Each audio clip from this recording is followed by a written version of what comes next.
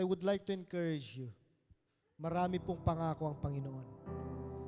He has so much promises in the Bible. And all you have to do is to read the Bible so that you will be empowered. You are not an ordinary person. Huwag mong sabihin na ganyan ka lang kasi. No. Binayaran ng Panginoon ang buhay mo at ang pinambayad niya ay ang kanyang dugo. So God is expecting you to live a life full of joy and happiness. Let's think about the spiritual things. Let's think about serving. Let's think about giving. Let's think about helping.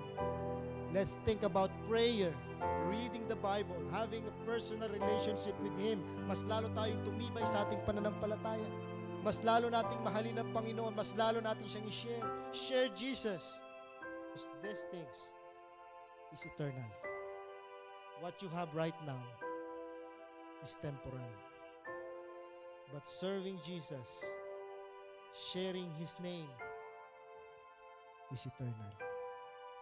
Kapag ginagawa natin yung mga bagay na yan, alam niyo po mga kapatid, it gives us joy. It gives us more than happiness.